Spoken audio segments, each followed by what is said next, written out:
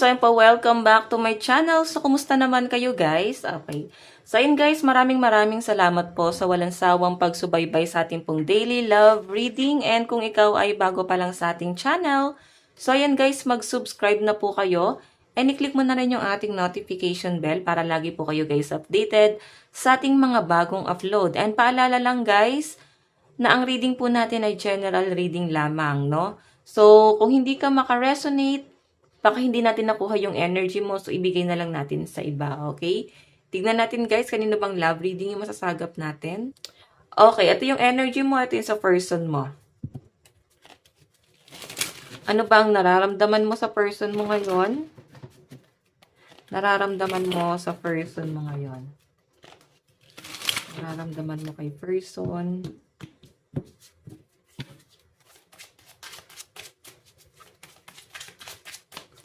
Okay.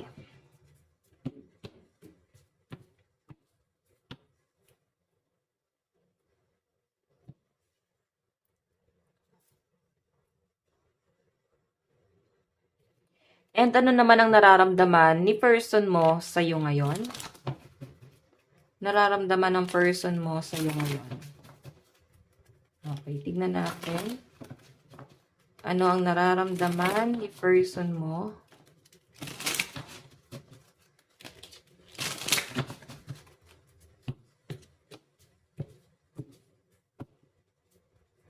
Okay.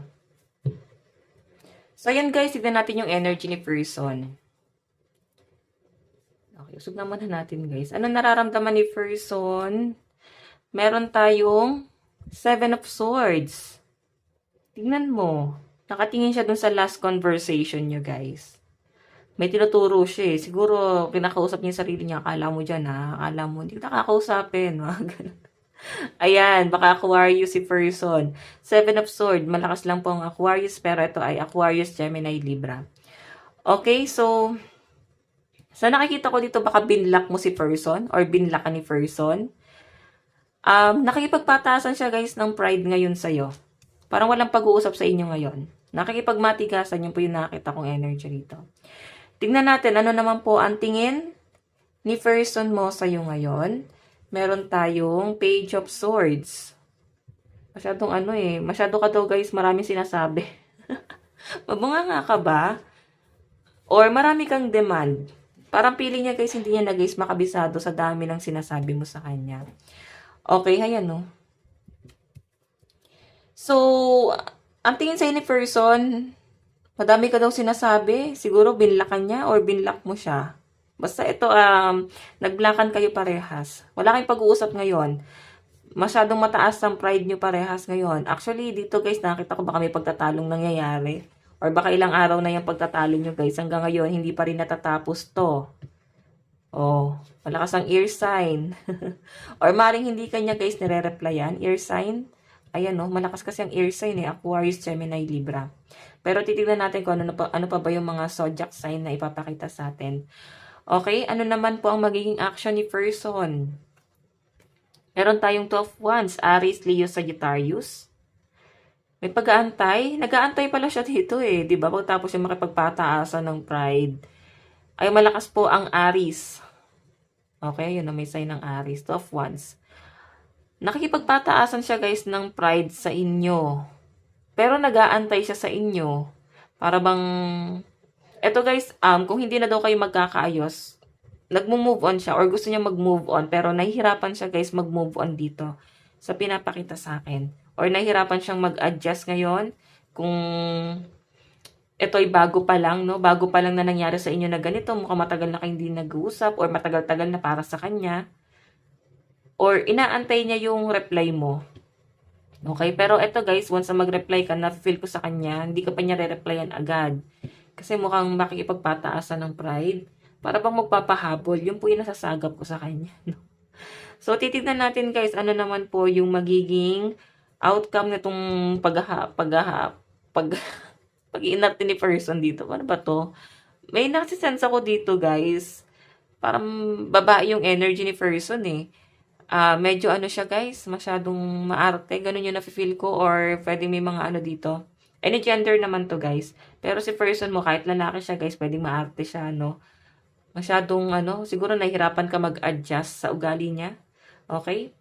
So, titignan natin ano yung magiging outcome ng pag-iinarte niya. So, strength. Magkakaayos din. Actually, siya din tong guys na hindi makakatiis kasi strength eh. Napakalakas ng energy na pwedeng magkaayos pa kayo. So, Leo energy. Okay? So, kung hindi kayo guys nag-uusap, binlock mo siya, ayaw mo na, para bang napagod ka na dito. So, sa nakikita ko guys, magkakaayos rin kayo guys kahit na hindi kayo mag-usap dito. Maaring gagawa rin siya ng move. Okay, ayan o. Parang hindi worth it yung pag-move on na ginagawa niya guys kasi mababasura lang kasi maayos din naman daw po. Bottom of the deck, meron tayong justice. Okay. Maaaring ang pinagtalunan nyo is party-party. Pwedeng si person hindi siya magaling mag-update. Para bang ginagantihan niya. Kung anong ginagawa mo sa kanya, guys, ibabalik niya sa inyo ng doble. Ganon. Gusto niyang iparamdam sa inyo ano yung nararamdaman niya sa ginagawa mo. Parang ganyan.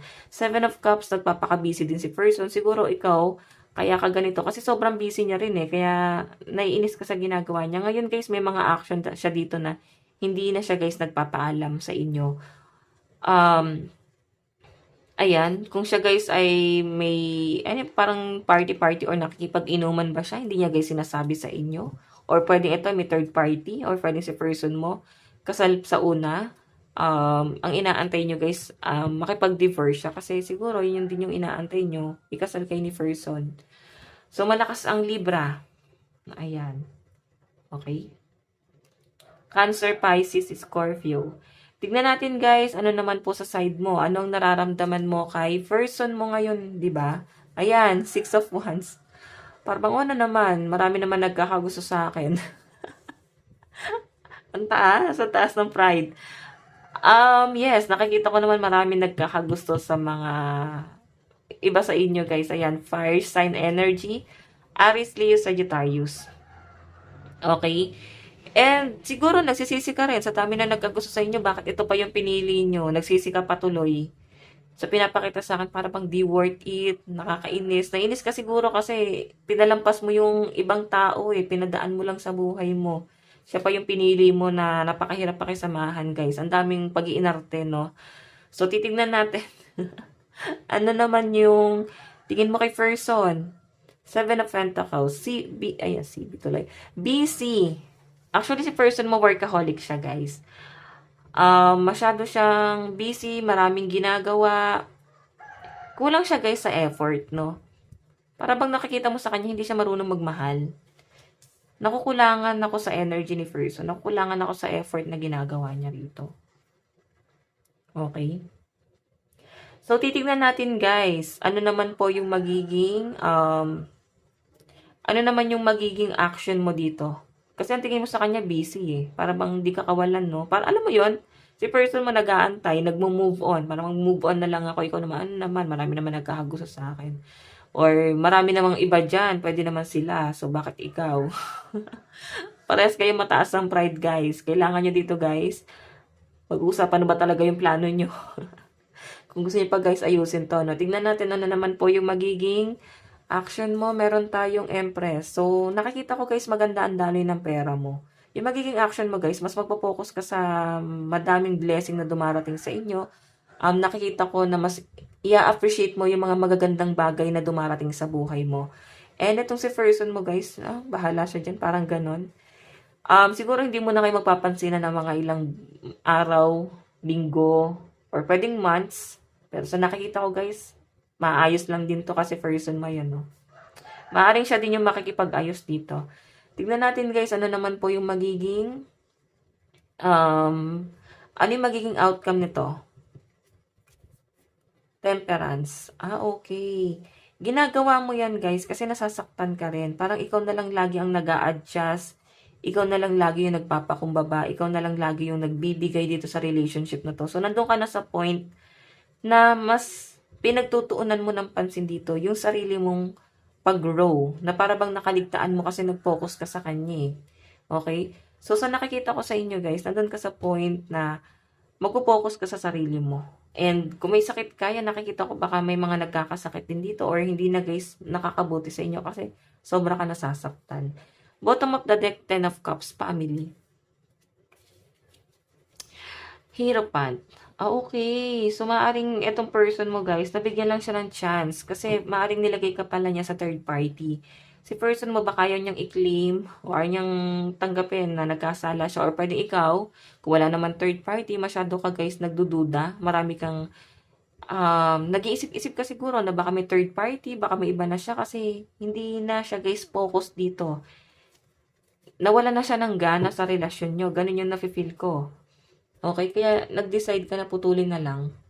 Okay? Hindi na siya guys kawalan eh. Ganun yung pinapakita sa akin. Para bang masyado ng, ayun, below the belt na yung mga nangyayari. Hindi na guys makatalungan kasi simpleng paglalambing, hindi niya nagagawa. Di ka niya siguro sinusuyo. Parang ikaw lagi yung nanunuyo. So, napapagod ka ron. Malakas ang energy ng water sign, Cancer, Pisces, Scorpio, Aries, Leo, Sagittarius, Capricorn, Taurus, Virgo. Ayan. Okay? Tignan natin guys sa napatungo to. Ayan. May nakikita ko parang kumakain ng mangga. So, parang bubot pa ata yung kinakain mo. Diba? Huwag mo na guys pilitin, lalo na pagbubot pa yung mangga. Okay, tingnan natin. Saan na papunta tong relationship na to? Spirit guide, saan na po patungo? Saan na po patungo tong relationship na to? Saan na po patungo? Meron po tayong perseverance. Actually guys, ang daming conflict sa kanya. Masyado kang nahihirapan kasi para bang napaka-komplikado nitong taong to. Meron tayong, ayan no. Siguro sinasabi mo sa kanya na ayusin mo muna yung gulo, ayaw mo ng ganyan, ayaw mo ng daming problema. Mahal mo siya pero hindi mo kinakaya yung problema ni person din. Tapos nakikita mo siya na para bang pinababayaan ka na niya, mas sinusolusyonan niya pa yung problema niya doon. Napapabayaan ka nito. So, nakikita ko dito guys, may good news na paparating sa inyo. Tingnan natin ano ba yung good news na yan. Di ba collaboration? Ibig sabihin, yung iba sa inyo kung nag-a-apply ka o naghahanap ka ng trabaho, maaaring makakahanap ka na ng trabaho. Maaaring may promotion pa nga po na paparating dito. Okay, kumbaga, siguro focus ka muna sa kaperahan mo kasi maganda yung darating sa inyo eh, lalo pagdating sa pera. Si person mo, masyadong ano yan guys. Masyadong mahal na mahal yung pamilya guys, no? Nagsiselos ka na nga ata sa pamilya nito kasi mukhang yun yung pinaka-focus niya eh. Yun yung parang mas pinagtutuunan niya ng pansin. Tingnan natin, meron po tayong hesitation. Diba, babalik si person pero doubt ka dito guys. May pagdadalawang isip ka na dito. Meron tayong gift. Okay, so dadaanin ka guys sa gift. Dadaanin ka sa matatamis na salita ni person. Meron din tayong live and learn. Marami ka nang natutunan. Kumbaga takot ka na. Actually, napatawad mo na si person. Wala na yung mga bagay-bagay na yan. Mga kasalanan niya. Ang sa inyo na lang guys, takot ka na eh. Takot ka nang sumagal ulit. Kasi paano kung maulit na naman yung dati? Tapos ngayon okay ka na. Tapos pababalikin mo na naman sa buhay mo. Paano pag naulit na naman? Yun yung nafe-feel ko sa inyo guys. Nahihirapan kang magpasya ngayon dito sa relasyon na to. Okay, tingnan natin. Mensahe ni person sa'yo. Mensahe ni person. Meron tayong, I wish I could take back my words. So, masakit siguro magsalita si person, guys. Kasi, gusto daw niyang bumalik eh. Doon sa panahong hindi maganda yung mga pinagsasabi niya sa inyo. Kaya siguro doubt ka na dito. Tingnan pa natin. Meron tayong, I am grateful for the spiritual lesson. Actually, guys, pinagpapasalamat mo rin na dumating at umalis na siya sa buhay mo. Kasi, maraming opportunity ang dumating sa iyo ngayon. Nung pinalaya mo yung sarili mo dito. Meron tayong, you don't know how hard it was to let you go. Actually, nahirapan si person pala, no? Na i-let go ka. Kasi, ngayon yung nare-realize na lahat ng sinabi niyo tama naman pala. Para naman pala yun sa sarili niya. Para naman pala yun sa kanya. Yun yung pinapakita sa akin. Actually guys, sa pinapakita niya sa akin, I lost myself for a little while. So kung ano man daw yung mga nagawa niyang pangit na ginawa niya sa inyo, pagtrato niya sa inyo, sinasabi niya rito na nabigla lang daw siya kung ba't nangyari yun. Nabigla. Hindi niya sinasadya. Ganyan, baka sinasabi niya sa inyo, patawarin mo na ako, hindi ko sinasadya.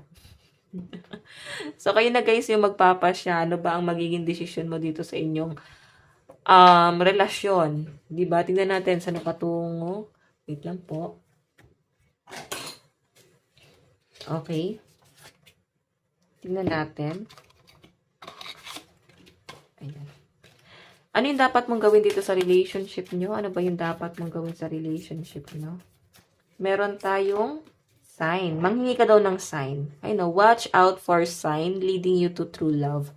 Ibig sabihin, kung meron kang hihilingin na sign na para bang dapat mo na bang ipagpatawarin or dapat mo nang i-let go. So, manghingi ka ng sign. Ngayon, pag hindi nangyari ang sign, ibig sabihin, hindi na to worth it, guys. Paulit-ulit na cycle na lang kayo. Kahit na ayusin nyo pa to, guys, paulit-ulit na lang po yung scenario. Okay?